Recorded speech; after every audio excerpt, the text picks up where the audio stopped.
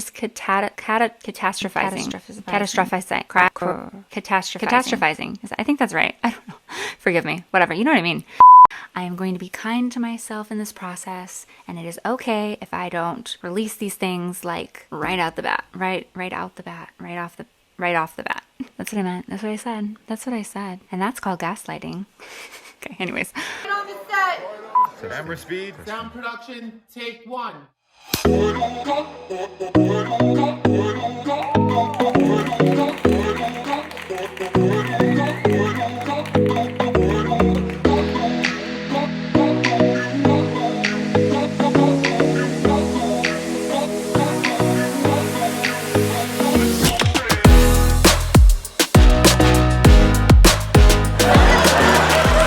How are you? Welcome back to Listen Lissa. Good to see you again. In this episode, we are going to be calling it, What Am I Making That Mean About Me? So let's get into it. So last time on our episode, we talked about triggers and how we know we're feeling triggered, the different things you can feel in your body, what to do when you feel that. This is where it's going to tie into what does it matter? Why does this trigger you? What are you going to do about it? This is a key factor in figuring this out. If you do not get honest with yourself, if you're going to play the macho man, you're going to play the strong woman, you're not going to get anywhere. Because you have to be honest with yourself. Be very transparent and be dedicated to getting to the bottom of this. This is a mystery that you need to figure out. If you're not first willing to go through this process, leading with authenticity and leading with a dedication to getting to the bottom of things, even if the truth smacks you in the face and goes, you have been doing all of these things that are very unflattering and you've been wreaking havoc on people's lives and your relationships and you've been just destroying everything. Even if it says that, you're not a lawyer in a trial. You are dedicated to the truth, whatever that may be, even if it means your side doesn't win, okay? If you can't do that, then this process is useless. Don't even start it. You need to get there first. That is the first step. Now, until you get to the point where you are in the midst of a trigger, dead center of it, and you have that thought that says, I am triggered right now, and the ways that I'm feeling and the ways that I'm behaving are because of such. When that happens in that moment, that is when you can start doing this process in real time. You'll know when it happens because it'll be something that comes into your conscious mind. It comes out of your subconscious and is now revealed in your conscious mind that you are being triggered in the very moment that it's happening. And that is progress. So just walking through this process in retrospect gets you to that step. We'll start with that. I want to give one of my examples from my life, my most recent trigger, and share that with you so that you can see this in action. I would say, when is the last time I was upset? Even a little bit. It doesn't have to be like that you flew off the handle and you like burned down the house or something. I got triggered yesterday. Imagine me. I'm just chilling. I'm having a lovely Saturday. I have no plans on my schedule, right?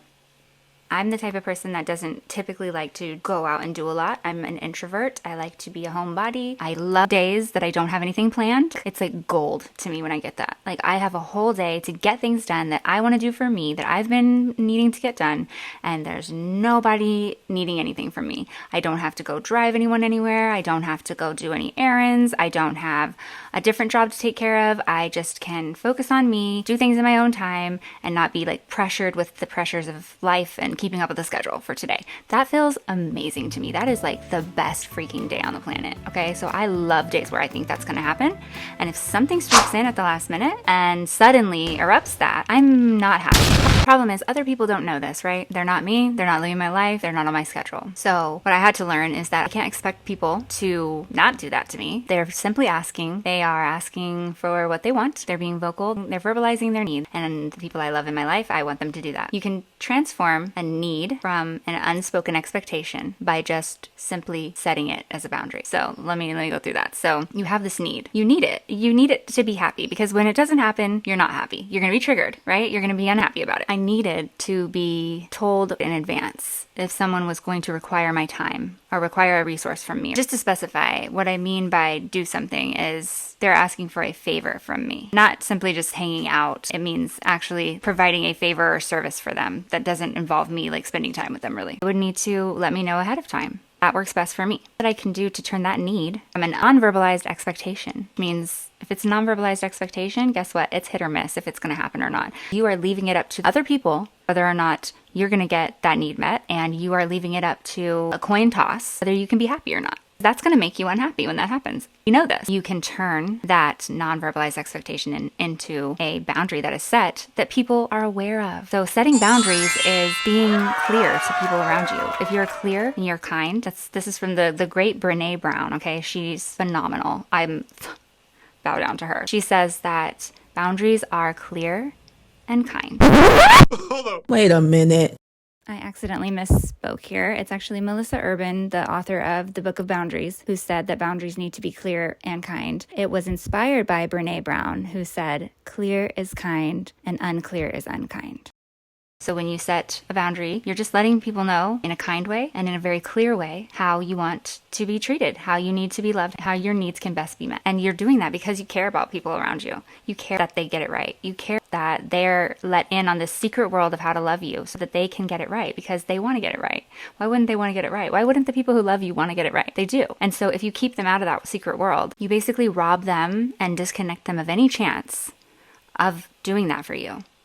And that's hurtful to a person. If you've ever been in a situation where you wanted to give someone everything that they wanted, but in the end, you just couldn't seem to measure up and it felt like they never made it clear to you. And even though you know that it was them that did not make it clear to you, it hurt you, right? It hurt you to not be in on that secret world. It hurt you to not be able to be the person that could fulfill those needs because you couldn't figure out what they were. You wanted to. They didn't give you that inside look. And so part of loving someone and caring about someone is loving and caring about them enough to let them into that secret world so that they can get it right for you. I think that sometimes in our own little world, we don't think about that aspect of it. We think about, well, they hurt me because they didn't get it right for me. But you don't realize that you hurt them when you didn't care enough. I hesitate to say care enough, but I'm sorry, that's what it boils down to.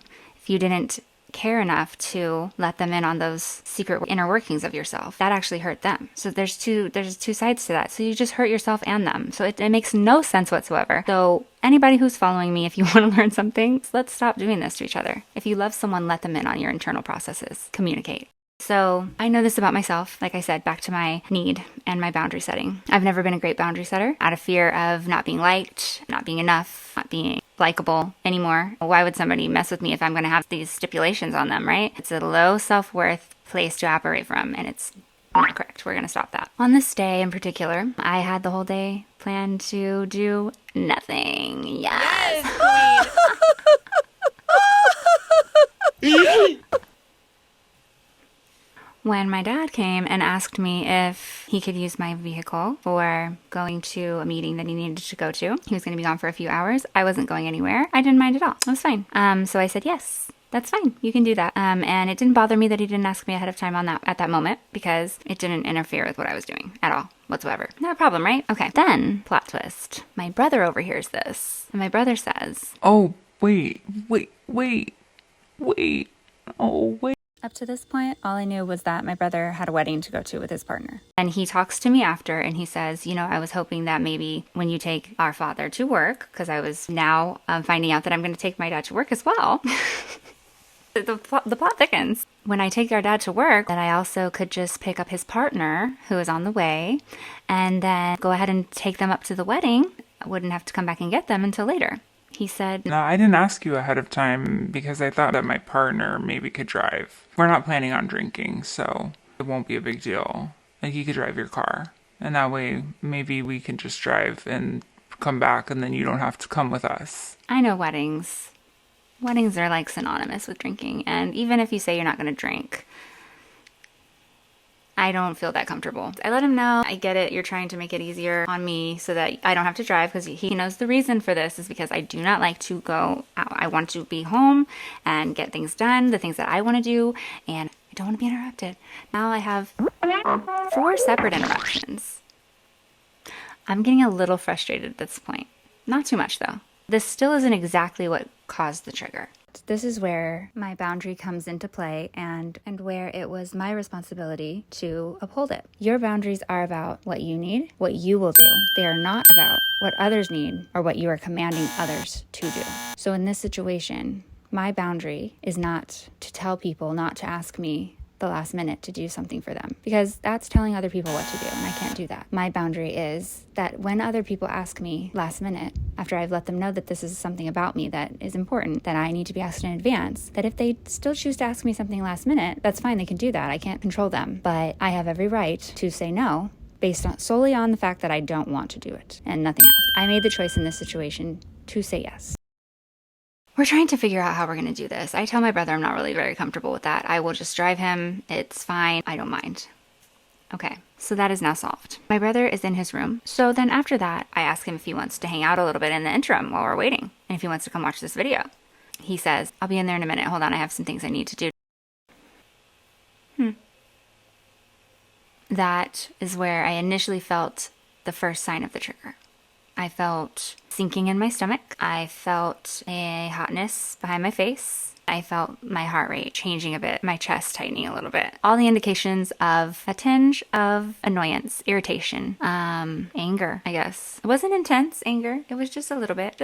I'm just very in touch with what it feels like in me. So I was feeling a tinge of anger. I didn't assess why at the time. So then I just proceed to watch the webinar. He'll come when he wants to. He shows up the very end of the webinar. The webinar is over and he shows up. He is frustrated, annoyed, flustered with having to navigate through this with my dad mixing into the picture as well, and also needing my vehicle. He was frustrated, and that was visible. And then my father arrives and he asks me, where are your car keys? I am watching the end of the webinar that I so wanted to enjoy for this lovely Saturday, and I'm trying to hear the end of it, and I say, I believe they are hanging up on my hook. They're not there. Then ensues the mad dash for where are the keys. Okay, people grab my keys all the time. My son goes out to my car. I might not put them back where there's, I admit it, I might not put them back one time.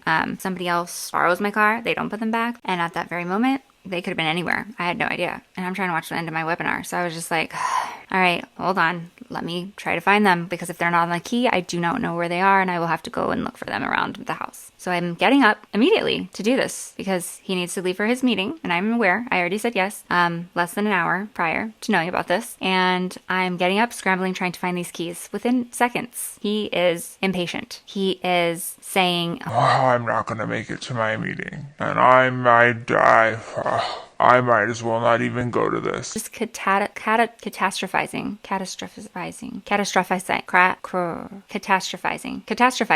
I think that's right. I don't know. Forgive me. Whatever. You know what I mean?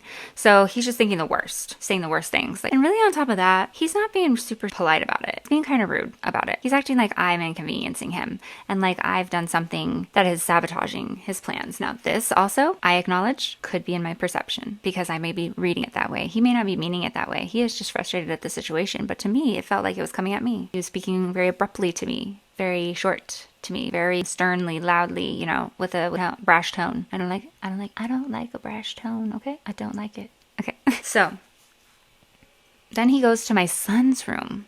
While I'm looking for these keys, he goes into my son's room, who is 21 years old, drives, has his own car and everything. He's in college. He goes into my son's room and he says, I'm gonna need you to take me to this meeting, or da da da da. And he's going on this whole rant about how he's gonna need my son to do this. My son's like literally just finding out about this now. So, and he's the same way. Like, if you didn't tell him ahead of time, why are you doing this to me right now? But he loves his pops, so he's like, okay, I'll do it if you need me to.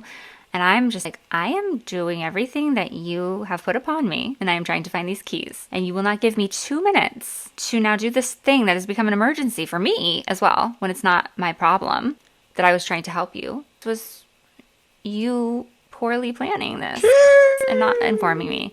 And at the time, I didn't want to get into an argument, but my trigger was rising. It was rising and rising and rising. So I'm starting to get reasonably peeved, frustrated. So instead of just calmly looking through my purse for the keys, I'm turning my purse upside down and obnoxiously dumping everything out of it onto the floor. And I'm visibly bothered. Finally, we find the keys. Whew. Took about 4 minutes tops. He gets out the door. None of that needed to happen. We could have all just stayed calm and I could have found the keys. But now I feel this sense of something rising in me. I feel triggered. So that was when I knew that I was triggered by all of those things. Okay, so that is the scenario that triggered me. I'm going to break down why right now. I'm going to break down how I went through this process and how I got to the bottom of what it was triggering me and what I was making it mean about me, and how that tells me what my self-limiting belief is connected to this. What was going on here, really? What was going on that made me upset about this situation, aside from having it all dumped onto me at the last minute, interrupting my day? Those are things that I probably would get reasonably frustrated about, but I said yes to the tasks. And I've made the boundary before that if I don't want to say yes to the tasks and you're asking me last minute, I have every right to decline for purposes of simply not wanting to do it. So it's not that in and of itself, but there is an element of that in where I got triggered. So, after my dad is gone, I decide to journal because that's usually my go-to. That helps me to work it out in the moment. And I say to myself, okay, why did that upset me? Why am I feeling angry right now? And I realized that it was because everyone's wanting something out of me at the same time. I'm getting bombarded, it almost seems like. And then when it's not done fast enough, then I'm getting pressured and I'm getting my stress activated. Since I did journal, I actually have those notes that I can just look directly at right now and tell you exactly what I was writing, what I was feeling. This is what came out. I wrote, I feel triggered when everyone wants favors from me, but when I ask for something simple, I cannot get anyone to agree. When I am simply asking for quality time or basic parts of a relationship, non-romantic, I am constantly being put off, procrastinated, minimized, and appeased. So that's what was going on at that time. Everybody started to get in a frenzy and be mad that it wasn't happening fast enough and the way they wanted it at the last minute, and it felt a little usy.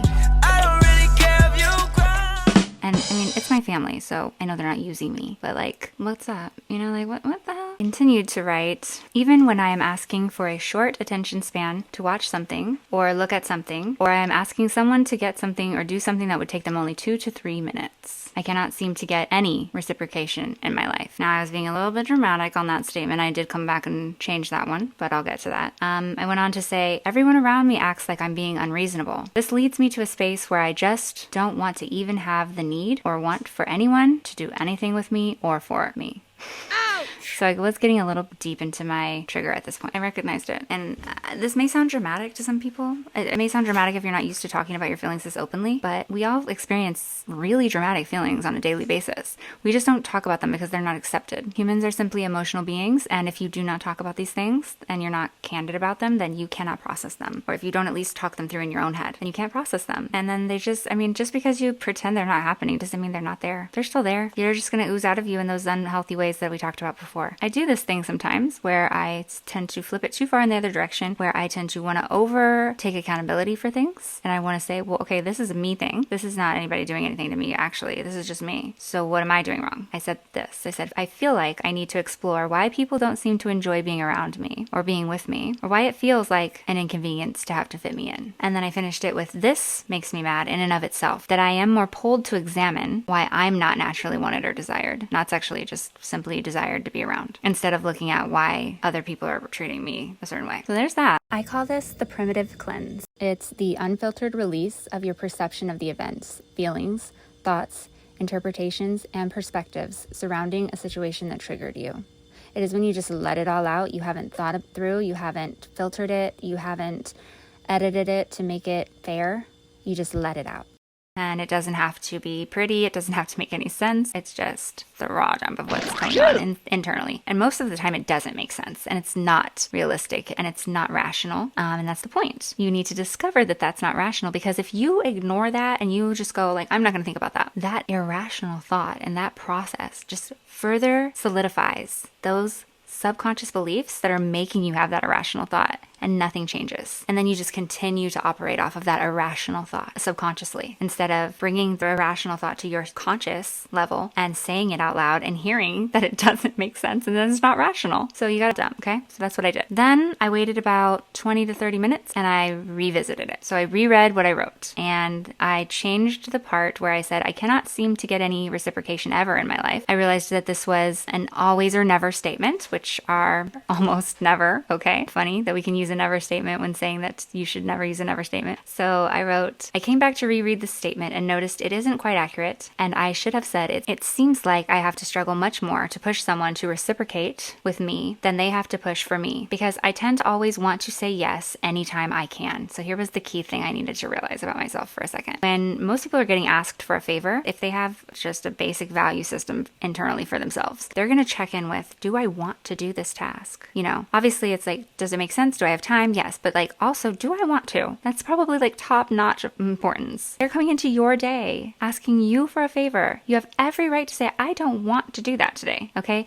But I tend to feel as though I don't have the right to do that, and that I will not be liked and loved if I don't say yes to something, or I will not be a quality friend, a quality family member, a quality person if I cannot step in and help out with this favor. Or it's a feeling of, I will miss out on this fabulous opportunity to prove my worth that I'm always trying to prove. I have to get rid of that. So I tend not to check in with what I want or how I am feeling when I'm responding to a request. Rather, I tend to first operate from a check-in of, am I able to say yes logistically? And can I please this person by agreeing to their request? So there's the problem, okay? At further examination, I realized that what's happening here is I am making this mean about me, that I only matter to people if I can rise to the occasion to meet their requests. I only matter to people if I can be available at any moment that they need me. And I might lose out on being valued by them if I cannot say yes to a request. Even though I have worked through this very same self-limiting belief many times throughout my journey doing this process, it's still present clearly, because I am still being triggered in a way that is leading me to figure out that it's still present. And that's okay. That's going to happen. So do not be too hard on yourself. There are some very strong self-limiting beliefs that you are going to come across within yourself that are going to seem like they are impossible to deprogram, because they are just embedded and they just seem to keep coming up. So right now I want you to tell yourself, I give myself a break. I give myself grace. I am going to be kind to myself in this process, and it is okay if I don't release these things like right out the bat, right off the bat. That's what I meant. That's what I said. That's what I said. And that's called gaslighting. Okay, anyways. I was able to put all the course of events together. It was my dad asking me at the last minute to use my car. My brother then saying, hey, well, I was hoping I could use your car, without asking me beforehand. My brother asking a favor, but then putting off coming to watch something when I'm asking him just to simply watch something for a moment. Him procrastinating that, making me feel kind of like, okay, well, I just said yes to a pretty big ask that you made of me at the last minute, but now it's like you're only wanting to get your own needs served, and you can't just come in here and check out what I want to show you. So it was that, and his seemingly stressed nature when he did finally come to view the webinar and it was already over. It's like everyone around me is just expecting me to be a vessel for a favor to get done for them. But now I'm just having to deal with all their stress and all their bad attitudes when I was just minding my business for the day. And then when I ask for something very simple, I can't even get it. And I feel like this often in my life when I ask for something in return, or if I ask for something just in general, which I don't ask for a lot. I believe when I ask for something, it's very small. And this is also a bias of mine, I'm sure. I ask for something very simple, and it seems that that is just so difficult to get people to even do. And it's always put off and procrastinated. Things like that, I'm adding all up into one. So I am taking everything and acting like it's all a summary of something that's coming to a head in this situation. And that is how you can sometimes get yourself more triggered. This is what always happens. Oh, it's happening again. This is what always happens to me. It's the victim mentality. Next step is why. Why does that information, even no matter how obvious it may seem to you, like, okay, well, I'm mad because everybody was asking all these things of me. Okay, cool. Like, that makes sense. But why does that make a person mad? Why does that make a person mad? To help you figure out why, you say, if this event, whatever I'm describing, happens, then what? So that's one way you can say it. Or you can say, if such and such occurs, if all these people are asking all these things of me, but they don't want to reciprocate when I ask the smallest of things, what does that mean about me? That means I am...